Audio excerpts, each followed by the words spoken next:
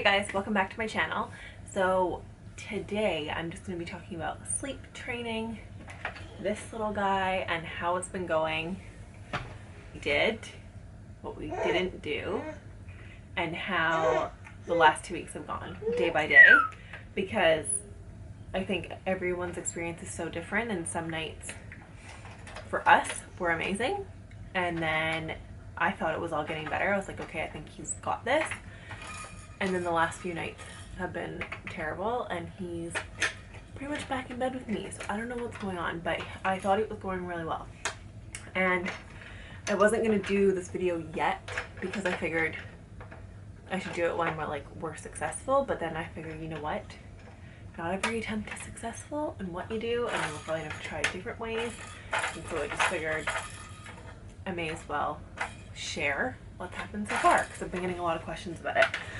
Prior to starting, we looked into like the Cried Out method, Ferber method, and a bunch of other methods and like training techniques. I read some of the Sleep Sense book, and then I was going to read more. I just figured, you know what, I'm just going to wing this thing, kind of take what I liked from all of them and try with him what I think may be best for him. And so first night we put him in his crib, and he's never really slept in his crib at night. He just like a few naps here and there. He was getting really good at like napping in there always, and then it just started, I ended up just putting him down on the couch to nap in his little sleep nest thing. So he hasn't been sleeping in there. So the first night was like a big change for him. And so honestly, he took an hour of crying on and off to actually fall asleep. Once he had fallen asleep, he woke up every 2 hours. Normally he does about 3 hours, but he was up every 2 hours that night. And then at 5 a.m. I just pulled him in bed with me because I was over it and I was tired. Night 2, we put him to bed at like 8. I sat with him and didn't leave him in there alone. Like, I would come in back and forth a little bit, but most of the time I just sat right beside him holding his hand in his crib, and he fell asleep without really fussing at all.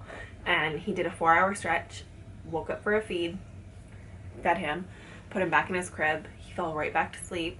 He slept for another like 2 hours by himself, and then when I put him back in, he fussed back and forth for like an hour, and I was just over it and exhausted. So again, pulled him into bed with me. But this was around like 5 or 6, so like that's still pretty good that he's doing almost the whole night, I think. Night 3, he just went to bed at 9ish just because he wasn't ready for bed earlier than that. Look, he fell over. Night 3, he went to bed at like 9ish.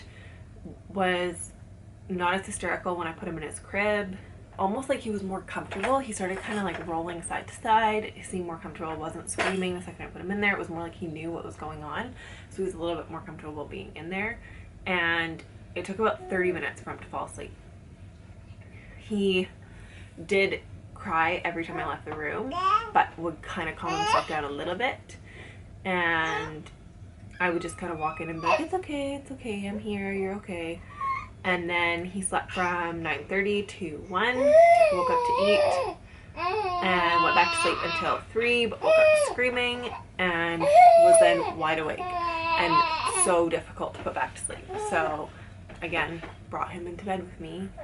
Night 4, oh yeah, and then by night 4 I started trying to implement like a feed, like a good dinner before bed, and a good feed, like a breastfeed, just to see if that would help at all, to see if he would like sleep longer or better. And it had no impact whether I fed him dinner or I didn't. Now he's eating dinner every day, but when I first started he wasn't. He was eating like sometimes only 1 meal a day, so didn't make a difference. He went down much easier. Didn't really have to sit with him. He's still using his soother, and so 2 times he went for a soother, so I put it back in his mouth, and then he went to sleep until 1. Then I put him right back in. He went right back to sleep till 3, and then at 3 brought him into my room, and then we both fell asleep. So after like 20 minutes I woke up and then brought him back to his crib, and he slept till like 7 a.m. that day all by himself in the crib. So like everything was getting better every single day. Night 5, he went to bed at like 8:45. I sat in his room and he fell asleep like with no fuss, and fell asleep super fast. But he woke up at 10:45 for a feed, and then he woke up again at 12:30, and then again at 3, And all those times I fed him and then put him back in his crib. And then he woke up again at 5:30, so I moved into my bed. You can see a trend. Around 5, he always gets moved into my bed. Night 6, I let him fall asleep on me. It was just what was going on. He fell asleep on me while we were on the couch. So then I moved him. I'm like screaming into the camera now because this kid is screaming behind me. I see you. I see you. You gotta play. Put him in his crib by 9. He woke up at 1 for a feed. And then this is the night that I brought him into my bed for a feed, and then we both fell asleep and didn't wake up till 5. So, I don't know. And then for real, he was wake up by like 7, but we ended up sleeping together basically. And then night 7, I put him to bed at 7:30, just because he seemed tired, like he didn't have his late nap, so I just put him to bed earlier. And tried to get him to fall asleep. He cried and fussed a lot. If I was in the room, he was fine, but as soon as I left, he would start hyperventilating if I didn't come back right away. And so, I mean, it took him 45 minutes to fall asleep. By 8:15 he was asleep. He woke up at 11:30 for a feed, woke up again at 1:30 and was fussy, brought him into bed with me to calm him down, and then he slept till like 9 a.m. that day, but in my bed again. And then night 8, bed at 8:30. So I was reading that like sometimes they fall asleep better not with the mom. Like if you're breastfeeding and stuff, it can like interfere. So I let Daniel try to do it. In case he's entertaining for you. Night 8, I let Daniel do it, and so he sat with him beside him in the crib, and he sort of tried a little bit, but it only took about 10 to 15 minutes, and then he was fine, fell asleep, and didn't need me. He didn't need me in the room, so that was really nice. But he woke up again at 12:30, and then 2:30, and then 4, and so I'm just like over it, brought him into bed with me. So I don't know, like he just wakes up so much during the night still. Like 1 to 2 times he really does feed, and then the other times it's kind of like, I don't know if it's comfort, whatever. Like he's still using the soother, so I think that might be an issue that I need to address and like get rid of it. But he cries so hard that I'm like, don't have the heart to do it. And because the first few weeks he was so good with the soother, and it didn't, like if it fell out of his mouth, it didn't bother him or wake him up, it was okay.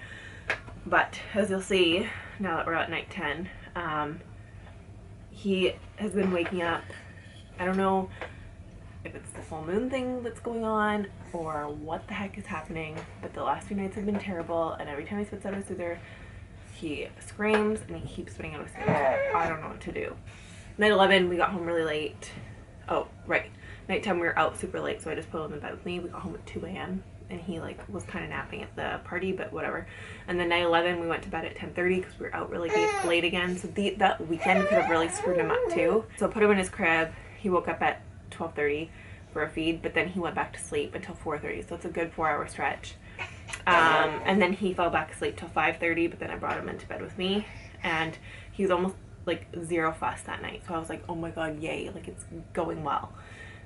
And then this is when like hell broke loose. So night 12, 8:30, put him in his crib, asleep within 10 minutes, which was amazing, but kind of fussed a little bit here and there. And then, and I didn't have to sit with him, but then again, waking up all through the night. And night 13 and 14, like, so the last 2 nights, would not settle. Like, wouldn't settle no matter what I did. He'd fall asleep, wake up, fall asleep, wake up. Just like all the other nights, woke up a lot. But, and then, you know, it seemed like he had a bit of a cold, so I don't know if that was why. Because he was stuffy. But his scream was different. It was like a, ah! Instead of just like a wah, wah, wah. Like, do you know what I mean? I can't explain it. But his cry was like a screaming at me cry. Like, I don't know. And almost like he was trying to clear his throat at the same time. It was really bizarre. I don't know. The last nights have been terrible. By 11 o'clock, I pulled him in bed with me because the kid will not go to sleep. And I don't want to get in that habit, but I don't know what to do. So, like, while he was still waking up for a feed at like 12:30 and 3, and then still going back to bed, it was easy because he wasn't fussing, so like it was no problem to me. I'd just walk over, feed him, put him back down, and he'd go to sleep. But I'm talking about you. But then the extra fussiness the last 2 nights. Look, I think you did it over there. the extra fussiness has been so difficult to deal with. So he's back in bed with me, and we're going away this weekend, so I don't know how that's gonna go, but at least we got him accepting his crib. Like, that's a positive thing. The reason I'm starting now is because I really don't want to try and do it once the next baby comes. I'm hoping the next baby will actually sleep on their own. Daxton, from the minute he came out of my belly, would not sleep in a bassinet. Like, he would scream and cry, and the only time he'd settle was on my chest. So we spent a lot of the beginning sleeping like together. He would sleep on me, and then he slept beside me in bed. Like, he's just been this way since the beginning. He's never ever let us put him down. It took a long time for us him to even let us put him down for naps. He used to want to be held during naps. So he's a little cuddler that needs lots of attention. But then there's so many people that say that their babies love to be put down and like don't want to be snuggled for naps, and so every baby's different. I'm hoping this next one is okay in the bassinet. I'll try swaddling tighter, I think, with the next one too. But anyways, his sleep training, I don't even know if I'd call it sleep training. I'm just trying to get him used to his crib, which he's definitely more used to. But these last few nights has screamed at me when I try to put him down. So I don't know. I don't know what we're gonna do. Like, I think the next move would be to get rid of his soother. I don't like the cried out method. However, I know sometimes he's gotta cry to just release energy. In order for me to actually, because I've had this question too, so I think I'll just throw it in here, how I moved him over from napping in my arms when he would only nap in my arms. Because for a while, like, he would only nap in my arms or on his breastfeeding pillow on me.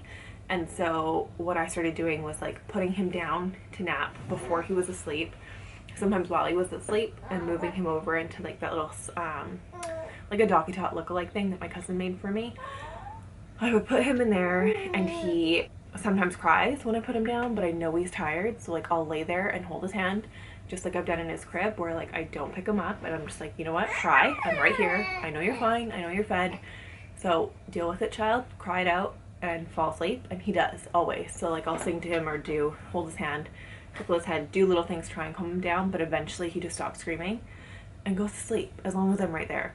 If I leave him, then he hyperventilates and goes crazy, and he will not fall asleep. Like, I've tried it multiple times where I'm not there, and it just doesn't work. I don't feel comfortable letting him cry it out for over an hour, and that's what I tried to do the first night of sleep training. Like, I didn't let him cry it out. I'd go in, but I didn't sit with him, and it was literally over an hour of him fussing and crying till he fell asleep, and it's not my thing. However, you know, the more frustrating he gets, sometimes I'm just like, I don't care, kid, cry, I don't care, because I've done everything I can for you and you're still crying, so just cry. I'm talking about you. Yeah, sometimes you just gotta cry. Sometimes you just gotta cry, right? So I don't know, that's my little update for now. I'm gonna keep trying with the crib thing, mostly because I sleep a lot better without him beside me. I've noticed it. I feel more rested. Even though I'm getting up at night, I feel better because I can sleep better. Like, when he's beside me, we both hit each other, and like I don't want to hurt him, so like I don't think I sleep as deep. I mean, do any moms sleep deep anymore? You're always like can hear them or are listening for them. I like when he sleeps in his crib. Me and Daniel have way more space in the bed, and it's just nice. So I would love for him to sleep tonight, but no signs yet. Sleeping with me, sleeping in his crib, nothing seems to be helping. I've given formula a thought to like make him fuller at night, but like I tried that with adding food and making sure he ate from both boobs, and didn't seem to make a difference. So I don't know if it's worth it to add in formula, especially because now that I'm pregnant, I'm really worried that my milk supply will drop, especially if I add in something like formula. So I don't know, we're just dealing with it. I'm so used to him not sleeping through the night, and maybe it's a good thing because it'll keep me ready for this next baby that's coming in like less than 6 months, and I'm not going to be sleeping through the night then. So it's kind of my little update on how things went. this video is getting really long. So I'll cut it here. I really just did my own kind of method of what I thought felt right for us, and it worked in the beginning by me sitting with him, holding his hand. He was way calmer in the crib. That's what worked for us. And eventually now, like, he doesn't need us as much. Like, he'll cry a little bit, but even the last few nights has fussed a little bit and then put himself back to sleep.